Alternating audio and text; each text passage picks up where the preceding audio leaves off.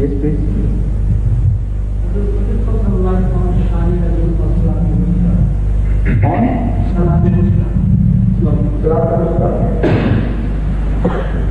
Salat al-Wusta has been discussed at length by various commentators of the Quran and various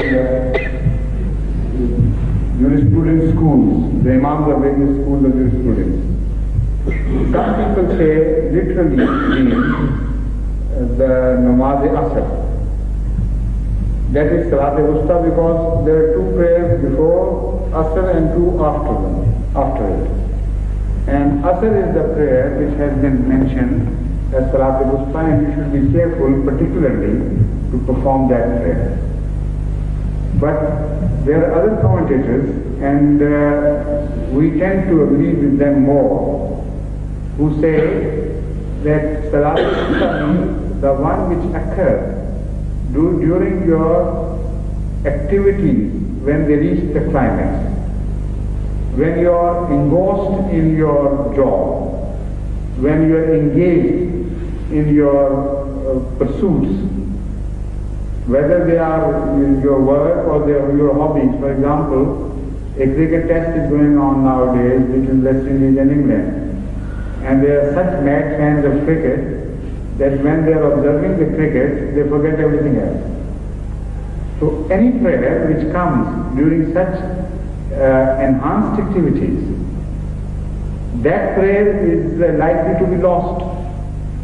So Salatul Wusta means right in the middle of your activities, right in the middle of your personal pursuits, whichever prayer happens to be there, that is the prayer to be watched. If you don't let that prayer go waste, then you are safe because the rest of the prayers will be easier for you to perform. So such prayers can happen at the end of the day as well as at the beginning of the day. Any time. Time of the day is irrelevant when you translate this like this. And Hazrat Rasul Kareem sallallahu alayhi wa sallam has himself opined on this subject, not with reference to the word Salat al-Wusta, but generally speaking he has mentioned this, and from that I infer that this meaning of Salat al-Wusta is correct. Because Ahmad sallallahu alayhi wa sallam says that Allah is very happy, exceptionally happy, with such a person who has spent a tiring day, and it is difficult for the whole lot of the people who have shared that tiring day of labor, extreme labor with him. The rest of the people, they go to sleep. It's too much for them to stand in prayer before Allah.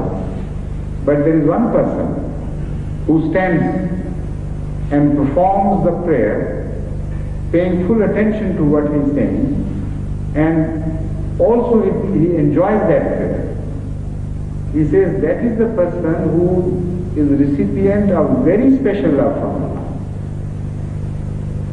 Now that was Ahmad sallallahu alayhi wa sallam's style of saying things when he did not mention the name of such a person, and that person was exceptionally loved by Allah. It was always he himself. This was modesty, that he wouldn't mention the name of such a person, and he would tell that Allah has told me that such a such person is highly loved by Allah. It is always he himself who is being mentioned without naming. So that shows that it must have occurred someday. Actually, it must have happened that during some jihad or some other period of very high fatigue and labor, all the Sahaba may have gone to sleep, and only Hazrat Muhammad Mustafa sallallahu alaihi wasallam would have risen for praying before Allah. And history bears me out that this happened not only once, but more than once. So that is Salat al-Wusta, according to my concept of Salat al-Wusta. That salat which is very difficult and heavy. If you pay attention to that salah, then you are the one whom Allah chooses for his special love and attention.